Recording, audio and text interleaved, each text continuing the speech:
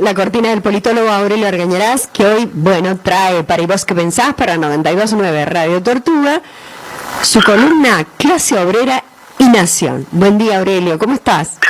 ¿Qué tal, Marínez? ¿Cómo va? Bien, muy bien, muy bien.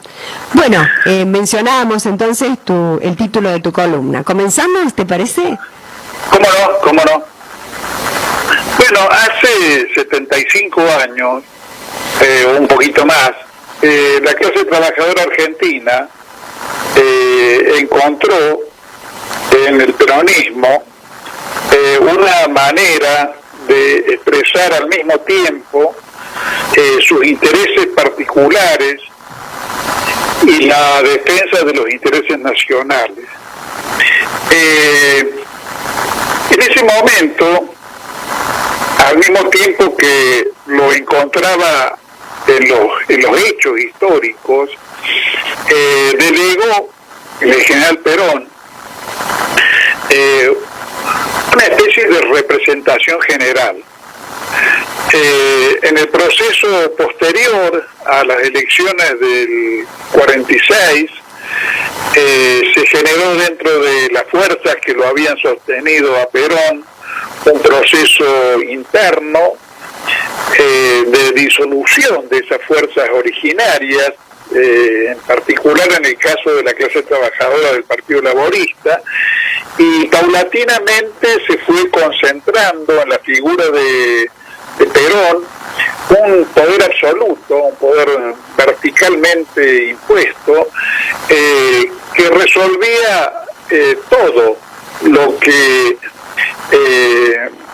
lo que exigía la situación, sin una participación en la toma de decisiones, aunque sí en el respaldo activo, pero sin participar para nada en la toma de decisiones de la clase trabajadora y su representación sindical.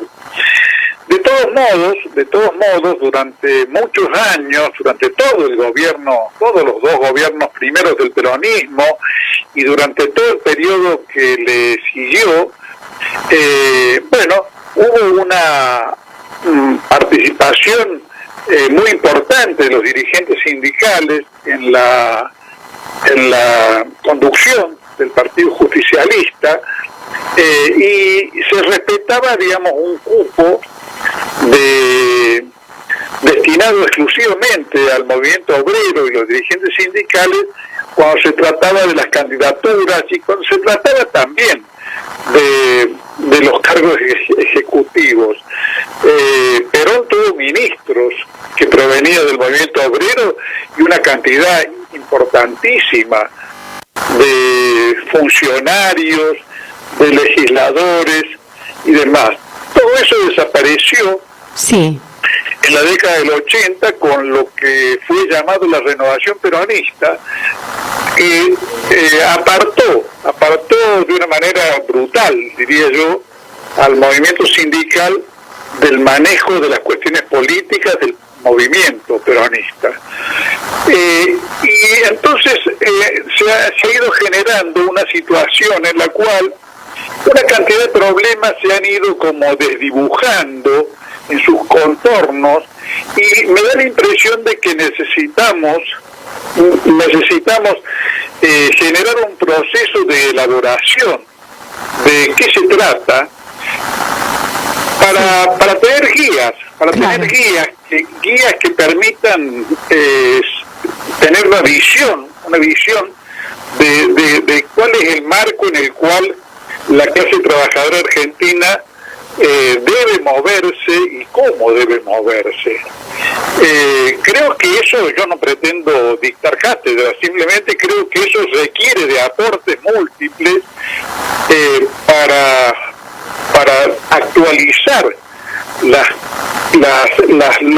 premisas de la acción obrera y ponerlas al día en una situación en la cual evidentemente la clase trabajadora y el movimiento obrero ha perdido enormemente el protagonismo que tuvo, y de alguna manera descansa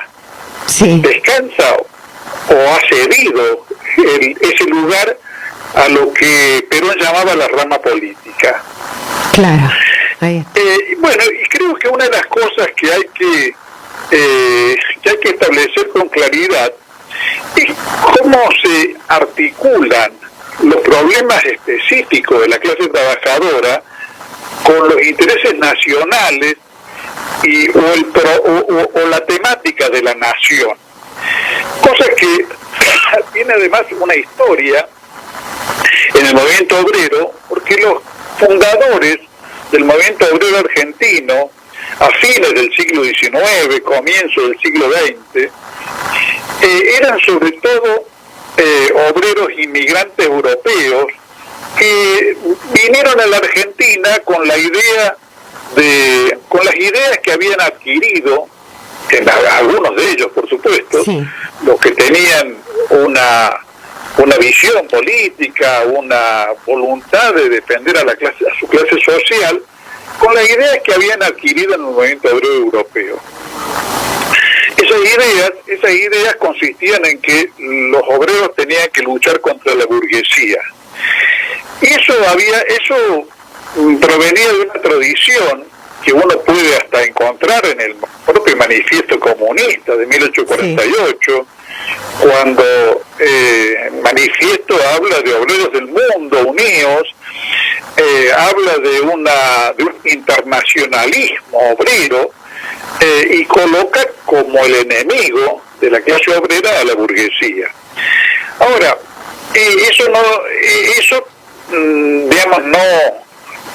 primero tenía que ser matizado, porque ya incluso en casos de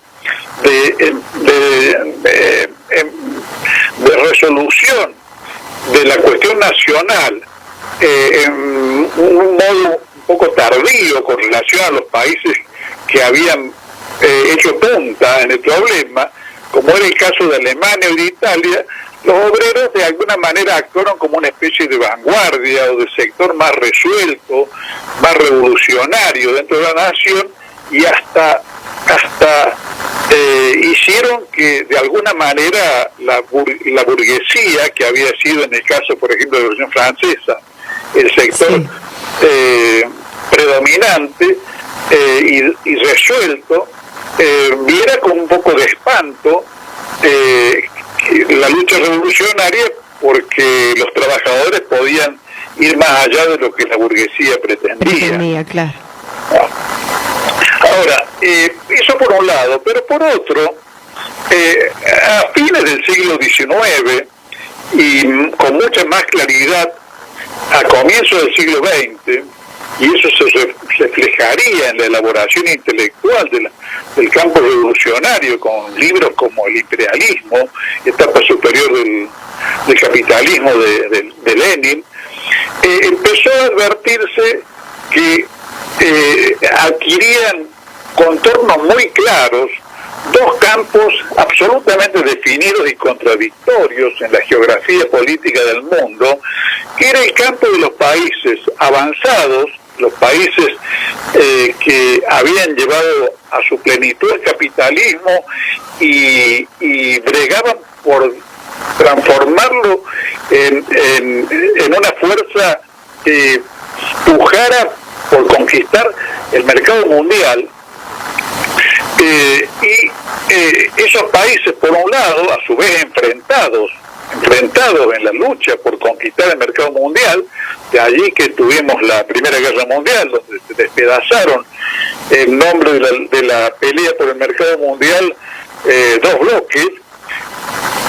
Eso por un lado, y por otro, el mundo periférico, el mundo de los países coloniales y semicoloniales, que eran explotados y oprimidos por este pequeño grupo de países, y a los cuales, contra lo que supuso en sus primeros momentos Carlos Marx, los países imperialistas sí, les impedían desarrollarse como capitalismos plenos. Marx había concebido la expectativa de que, por ejemplo, el imperialismo británico terminara desarrollando el capitalismo en la India. En realidad, lo que ocurrió, no solamente en la India, sino en toda la periferia, particularmente en el caso nuestro, en el caso de la Argentina, con la destrucción por parte de la invasión de mercaderías inglesas de nuestra propia producción artesanal y la transformación de la Argentina en un país dedicado a producir materias primas, eso fue lo que efectivamente ocurrió. O sea, los países como Gran Bretaña no exportaron el capitalismo al mundo, sino le cerraron a los otros el camino para recorrer el mismo sendero que habían recorrido ellos en siglos anteriores. En algún momento Trotsky resumió esa situación con una frase, que creo que es una frase que expresa plenamente el fenómeno, que es: los civilizados le cierran el camino a los que quieren civilizarse. Claro. Bueno, en ese marco se generó la pugna de movimientos nacionales que buscaban independizar a los países de la periferia de la condición colonial y de la condición semicolonial en los casos aquellos en los cuales los países tenían, como era el caso de la Argentina, una independencia jurídico formal, no eran colonias, no eran gobernadas por virreyes, pero tenía debajo de esa estructura jurídica formalmente independiente un sometimiento económico estructural que hacía que lo jurídico en realidad fuese en alguna medida una realidad, pero en una gran medida también una especie de adorno o de disfraz de la opresión de base a las que estaban sometidos. En esos movimientos nacionales que se generaron en el mundo del periférico,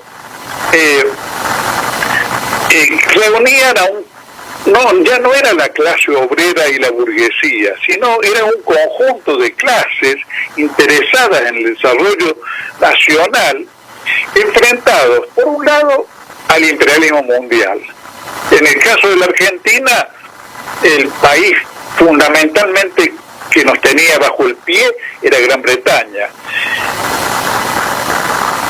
Sí. Pero además, enfrentado ese bloque de clases nacionales, por llamarle así, a sectores internos del propio país que se beneficiaban de la condición colonial o semicolonial del país, que se beneficiaban en calidad de socios menores o de socios del capital extranjero, y querían mantener la situación de sometimiento y la condición monoproductora del país, en el caso de la Argentina en granos y carne, en el caso de Chile en cobre, en el caso de Bolivia de estaño y cobre, en el caso de Brasil de café y cacao.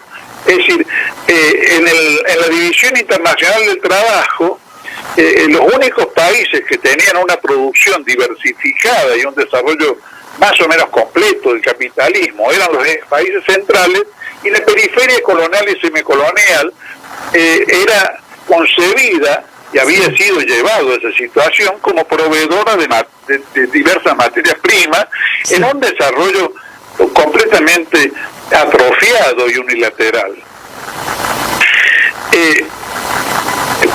En ese cuadro, evidentemente la clase obrera no podía tener como su enemigo a la burguesía, en el mismo modo en que podía ser en el caso de Europa, de los Estados Unidos, de Japón, sino a este conjunto de clases parasitarias, minoritarias, pero fuertes, poderosas, sí, porque tenían además el respaldo imperialista, que obraban como freno del desarrollo nacional.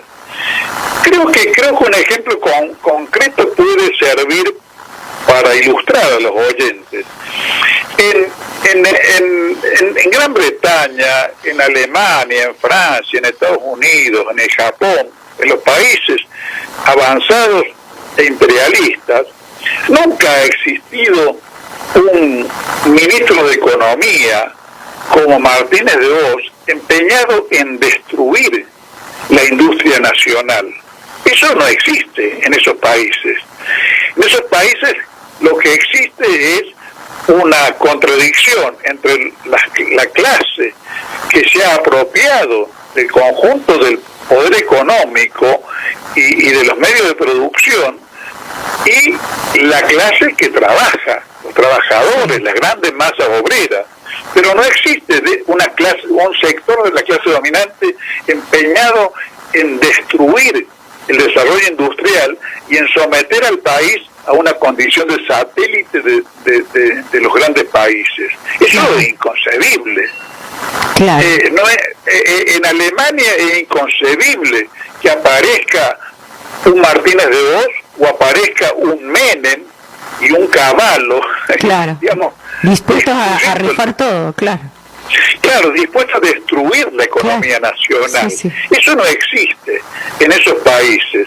Y justamente porque en la Argentina existe, es porque debemos diferenciar a ese estrato dominante, vinculado al imperialismo mundial, puesto a su servicio, asociado económicamente además a su sistema, y el sistema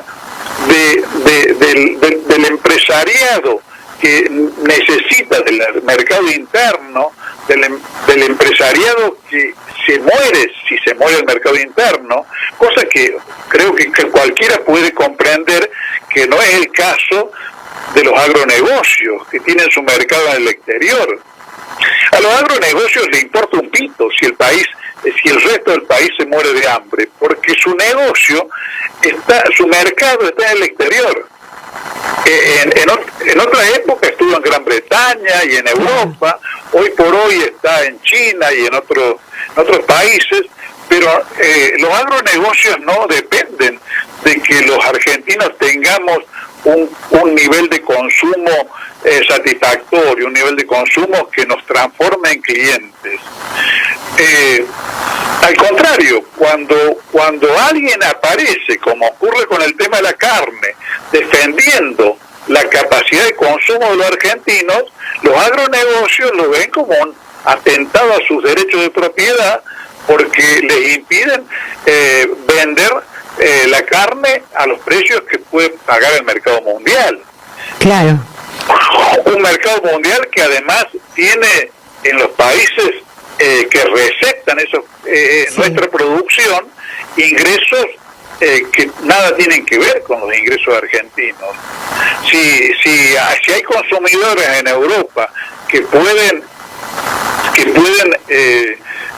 consumir la cuota Hilton que exporta la Argentina, sí, es porque allí estamos hablando de salarios en dólares que digamos que solamente en la Argentina solamente pueden ser el sueño de la noche de verano, pero que no se verifican en el mundo de la realidad. No, para nada.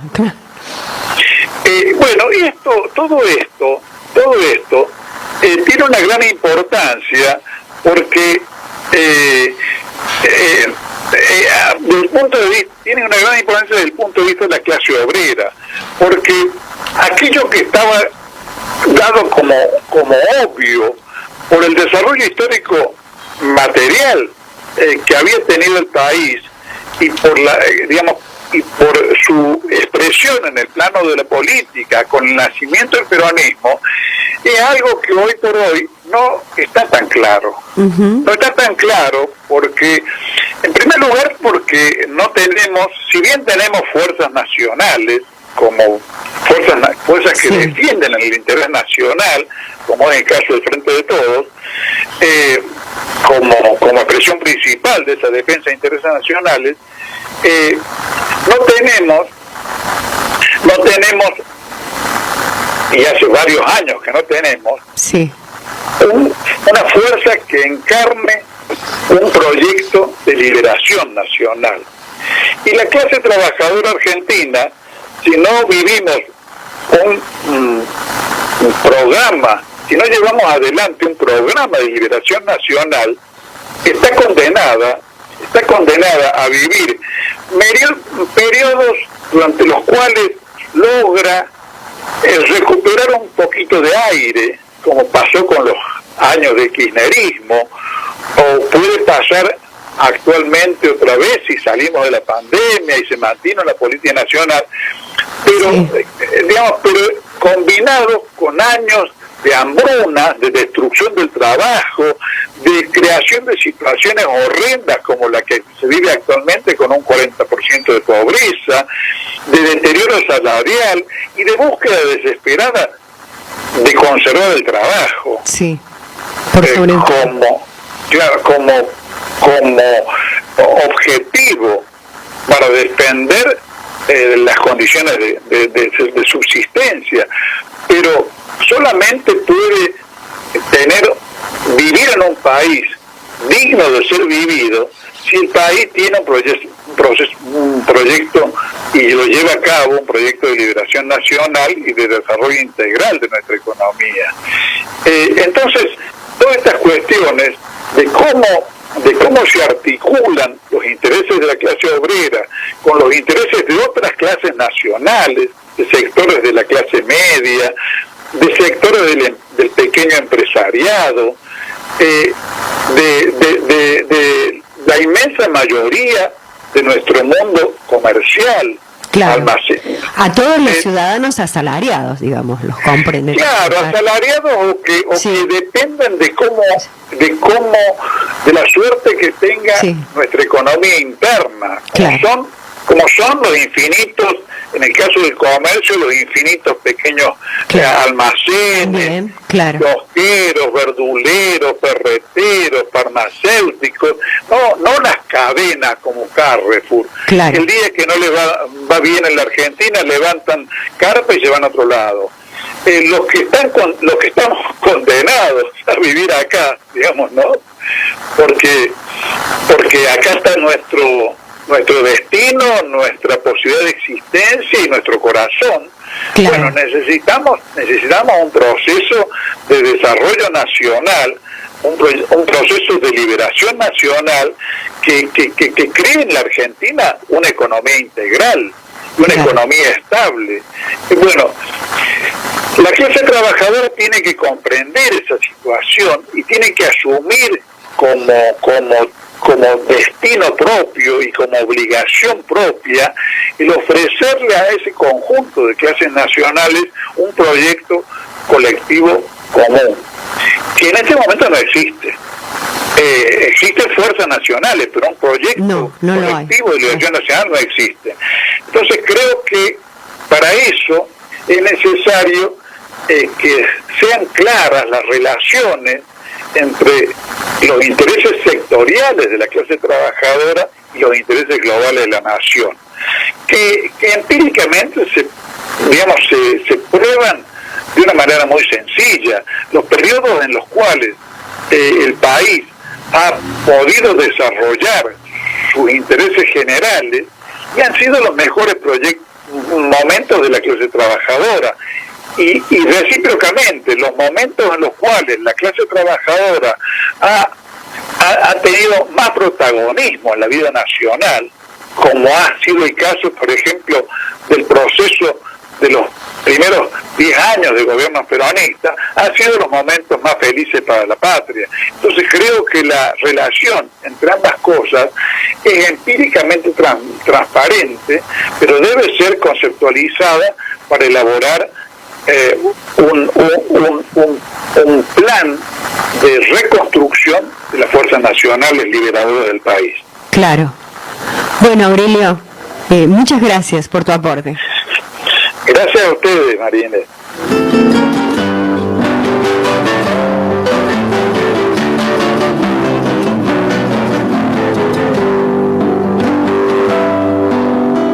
Se llamaban tierra adentro la pampa y la cordillera, después fueron campo afuera.